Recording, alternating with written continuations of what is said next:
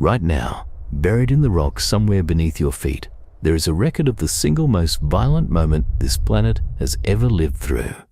You cannot feel it, you will never hear it, but it is written into the stone, into the fossils, into the chemistry of the ground itself. And once you understand what it took to leave a scar that deep, the calm, solid world around you starts to look a great deal more fragile than it feels. We're going hunting for the biggest explosion in Earth history, and straight away we run into a trap hidden inside those very words. Biggest by what, exactly? By the raw energy unleashed in a single instant, by the width of the crater left behind, by the number of living things it erased, by how long the ground kept shaking afterward. Ask the question 4 different ways, and 4 completely different monsters step out of the dark. So we are going to climb this ladder, one rung at a time, starting with something human beings actually built, and ending with a blast so enormous it may have helped create the moon. Let me hand you a number to hold on to. The most powerful device our species has ever detonated was a hydrogen bomb the Soviet Union set off over the Arctic in 1961, remembered now as the Tsar Bomba. It released somewhere around 50 megatons of energy. That is 50 million tons of conventional explosive going off in one heartbeat. The fireball swelled several kilometers wide. The flash was visible from nearly 1,000 kilometers away, and the pressure wave from that one blast rippled around the whole planet more than once before it faded. It is, to this day, the largest explosion ever created on purpose by a human hand. Keep that figure, 50 megatons, in your pocket, because from here on, nature is going to make the most terrifying weapon we ever built look like a single match struck in a storm. Step up one rung and stay within human memory. On the 27th of August, 1883, a volcanic island in Indonesia called Krakatoa tore itself apart. The final blast is often estimated at something like 200 megatons, several times the yield of our largest bomb. And the detail that never quite lets go of you is the sound. That eruption is widely regarded as the loudest noise in recorded human history. It was heard clearly almost 5,000 kilometers away across the Indian Ocean, so distant that people there assumed it was cannon fire from a ship in trouble.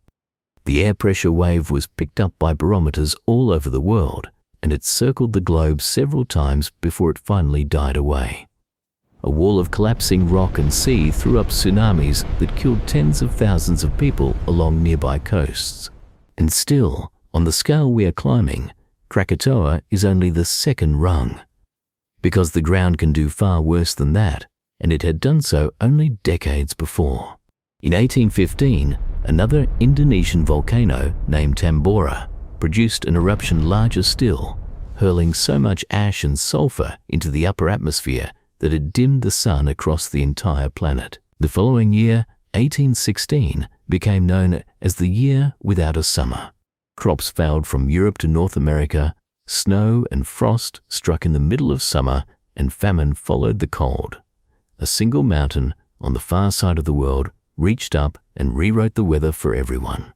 This is the moment to widen the whole idea of an explosion, because the deadliest blasts are not always the loudest ones.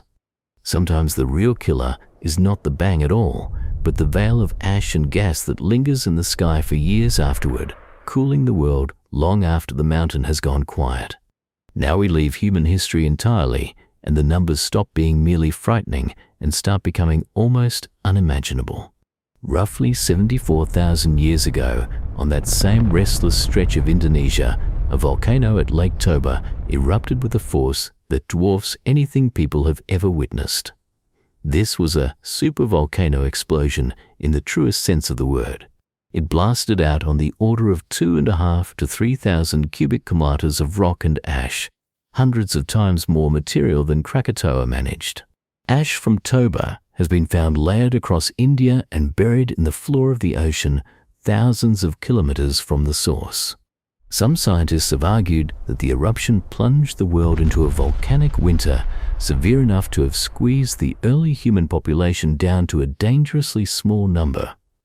That particular idea remains genuinely debated, and the evidence for it is still argued over today. But either way, Toba is a blunt reminder that our own planet holds volcanoes on a scale that makes every recorded eruption look tame. And Toba is not even the record holder. Beneath the calm forests and geysers of Yellowstone in the western United States sits one of the most famous supervolcanoes on Earth, a system that has produced titanic eruptions at least 3 times over the past couple of million years. Go back further to around 28 million years ago to a caldera in what is now Colorado, and you find the wreckage of one of the largest known volcanic eruptions in the entire geological record, an event that laid down several thousand cubic kilometers of rock in a single convulsion. When people ask about the biggest natural explosion the land itself is capable of, these super eruptions are the true heavyweights. Each one is powerful enough to bury whole regions and to darken the sky for years, and each one leaves behind not a mountain but a collapsed hole in the ground, a caldera tens of kilometers across where the land simply dropped into the emptied chamber below.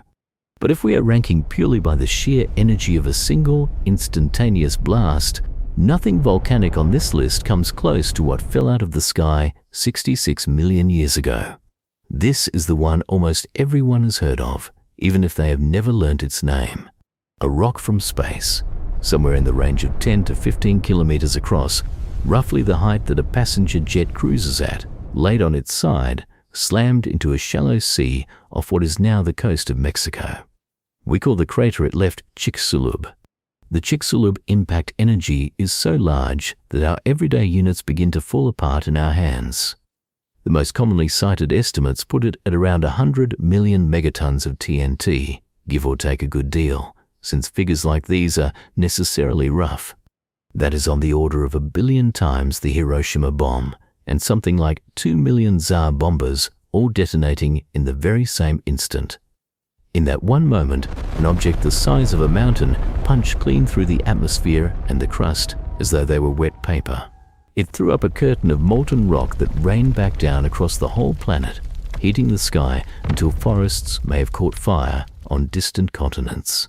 It launched tsunamis across entire ocean basins, and it hurled so much vaporized rock and sulfur upward that sunlight was choked off for months and years. In the long, dark, freezing aftermath, the food chains of the world unraveled from the bottom up. Something like 3/4 of all species on Earth, including nearly every last dinosaur, were wiped away.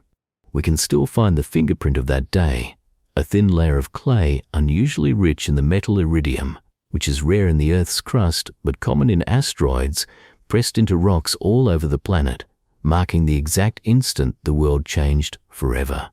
So is Chicxulub the largest explosion Earth history has ever seen. By instantaneous energy, among events we can clearly point to and date, it is the undisputed champion of at least the last several 100 million years. But even it has rivals, and those rivals quietly change the meaning of the question all over again. Consider the Siberian Traps. Around 252 million years ago, in what is now northern Siberia, the ground did not explode in a single flash. Instead, it split open, and for a period that may have stretched across tens or even hundreds of thousands of years, it bled. Staggering volumes of lava poured out across an area comparable in size to a continent, flooding the land in sheet upon sheet of molten rock until it lay kilometers deep. It was less a bomb than a wound that simply would not close, and the gases it belched into the air, carbon dioxide and sulfur, and worse, triggered the most severe catastrophe life has ever faced, the end Permian extinction, often called the Great Dying. In it, something like 9 out of every 10 species in the ocean were lost, and life on land was gutted alongside them. If you measure biggest by the sheer weight of damage done to living things, then this slow-motion eruption, and not the famous asteroid, may be the single most destructive event in the entire history of life on this planet. And then, if we are willing to travel all the way back to the very beginning, there is a candidate that towers over everything else on this list put together. Around 4.5 billion years ago, when the Earth was young and still half molten, our leading explanation for how the Moon came to exist involves a collision on a scale that is almost impossible to picture. A protoplanet roughly the size of Mars, often given the name Theia, is thought to have struck the infant Earth in a glancing, world-shattering blow. The energy released would have utterly dwarfed even Chicxulub, melting much of the young planet and flinging a vast ring of glowing debris into orbit, debris that slowly gathered itself together to become the moon that still lights our night sky. It is important to be honest here.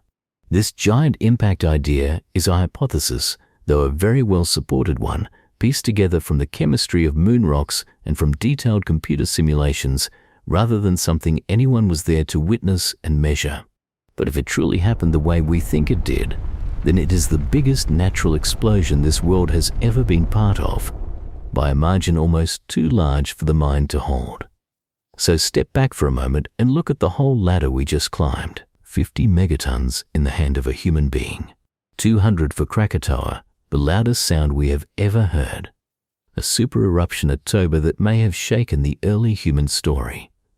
100 million megatons from a single asteroid that ended the long reign of the dinosaurs.